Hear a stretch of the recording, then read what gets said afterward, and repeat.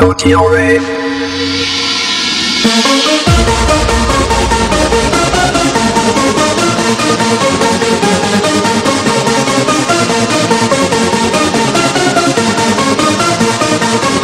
But ain't no another night, another dream, but always you. Is that your vision of love that seems to be true? Another night, another dream, but always you. In the night I dream of a love so true. Be patient. Be patient. Be patient. Be patient. Be patient.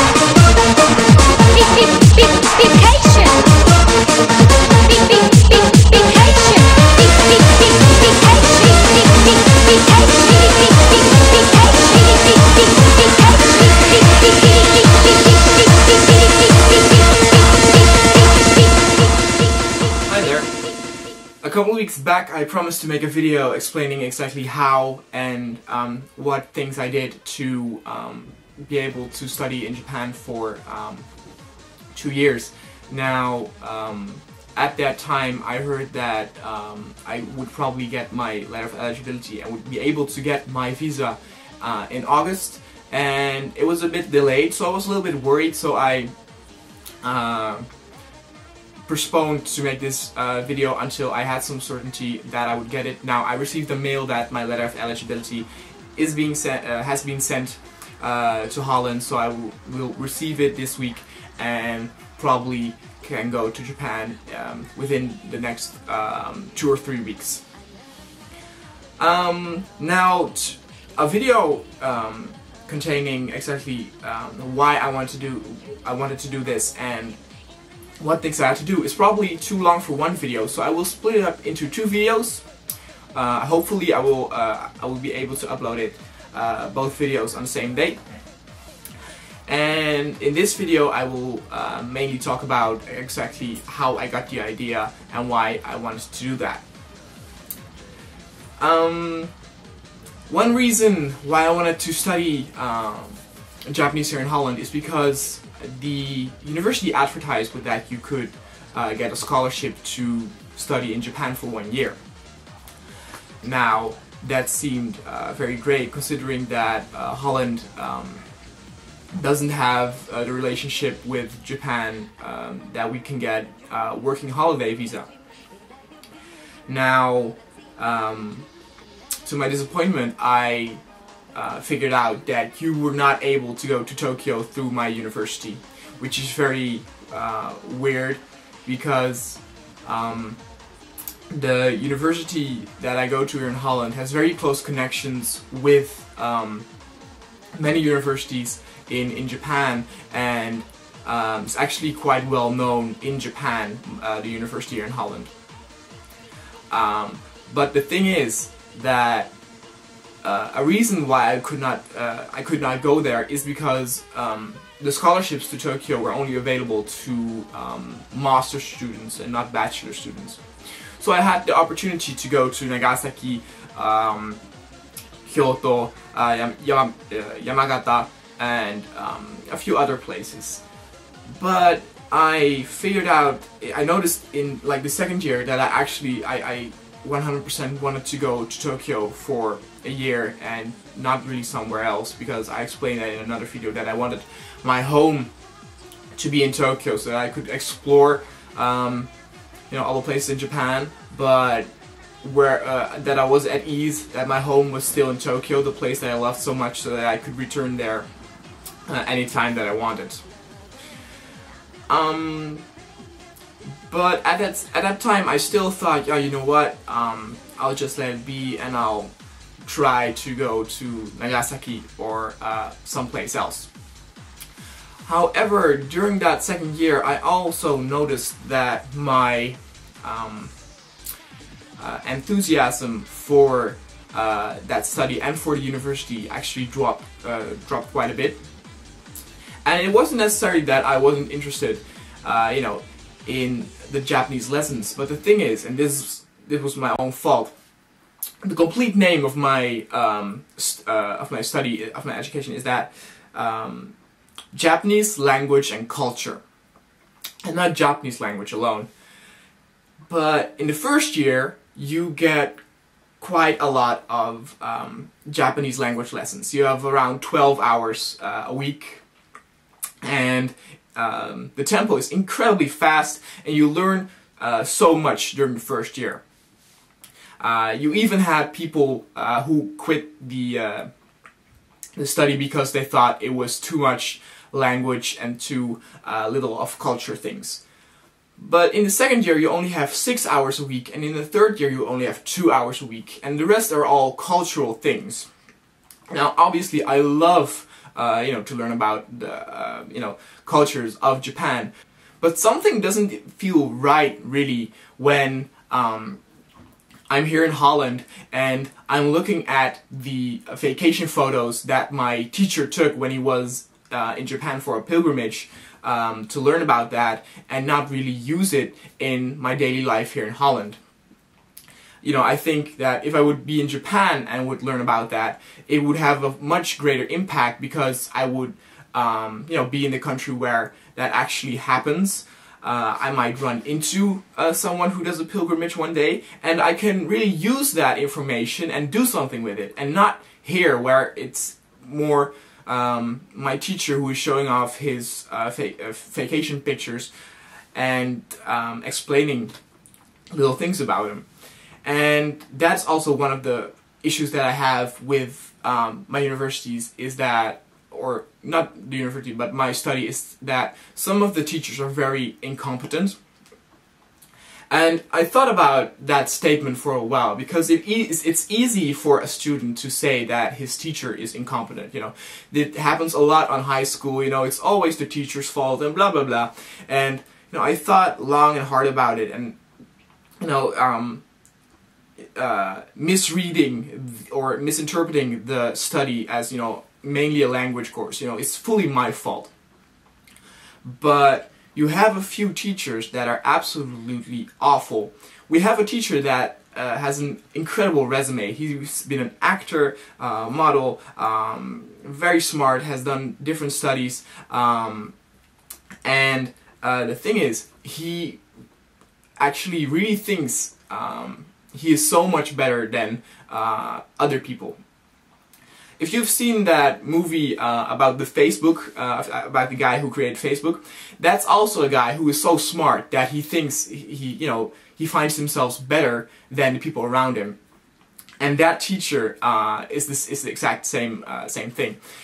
This didn't happen in my class, but I heard this from a friend of mine. Is that during a class of his, one of his students got sick and needed to go to the bathroom to throw up. Right at the time that he needed to give an answer for an assignment that he had to make. So he couldn't give the answer, but he ran outside towards the toilet. And the teacher actually called him a coward, and to give your students names like that is really unacceptable in my opinion. And the other one that I had a problem with is that the main professor at my university is also quite incompetent, because he is always late with handing out the results of, for example, papers that you need to write. In an average, the results for a paper that you needed to write are, well, 2 weeks at max. And there's even a rule somewhere that if a teacher takes longer than 6 weeks to hand out the results don't count.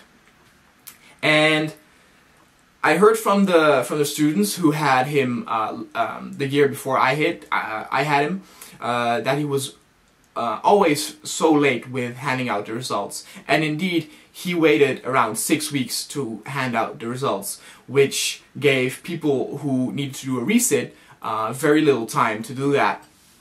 And it's just, being a teacher means that you have, some responsibility. And, people might say, well, Max, you talk a lot of shit about him, but, if you were in his shoes, you probably would do the same. Yeah, I would. So, I don't want to become a teacher. If you want to become a teacher, you have to realize that, you know, there's some responsibilities. You know, it's the exact same thing when I have a question and I send it to him, you know, a question that only a teacher can help you with. For example, you know, how to get rid of a mark that's not right, you know, that is noted wrong on your grade list.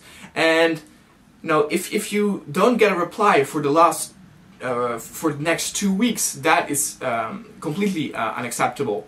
And a little personal grudge that I had is that I had to hand him a paper and he criticized me for some spelling mistakes, which was indeed true. I did not really read it again to correct my spelling mistakes, but that same day I had a exam of his class, of his group, and there were 3 spelling mistakes in that exam that he made, and that actually got me infuriating.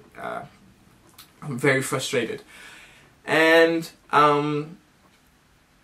also the teaching method is not that good. But it's not only my university, but many also the universities in Japan that have English language courses have this kind of method where you only have Japanese language lessons around 4 or 6 hours a week, and you have a ton of homework, and you're supposed to learn Japanese through your own time, through practicing through your own time.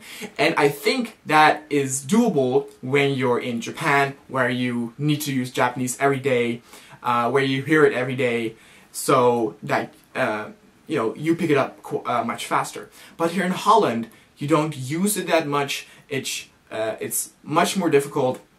And for me personally, I'm not the person who studies all day, and I really need to be you know, activated and motivated to continue studying. And that was also one of the reasons why I wanted to study Japanese as a main education, because then I you know, was forced to keep up with my Japanese and not do it in my you know, leisurely time, where I probably would not stick around with the schedules to keep up with my Japanese.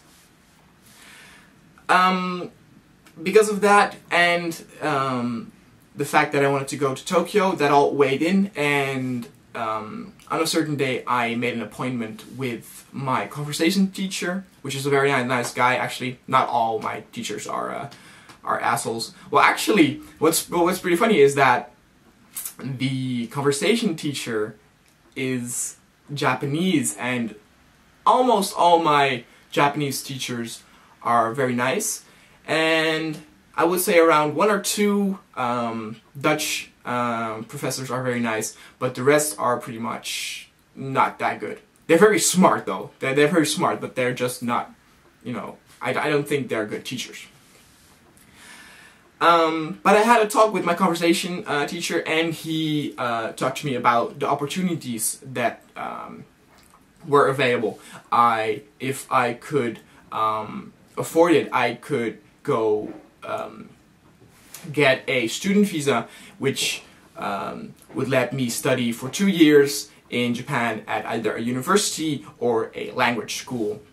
A reason why I was able to go to Japan for 2 years is because they have a system here where if you complete all your courses in the first year, you can take as long as you like to finish the education. Because I was also, you know, you have the opportunity to continue in Japan after those 2 years, or to prepare for university there, which means I would throw the last 3 years away, which would be a dumb thing. But you know, I'm not saying either that I am going to finish my education here, but it would be quite stupid to not finish you know, this what I already did for so long. You know, I would throw away all that effort that I put into it. But I decided to look into the student visa anyway, and exactly how that all went down I will explain in the next video. So I will see you guys next time. See ya.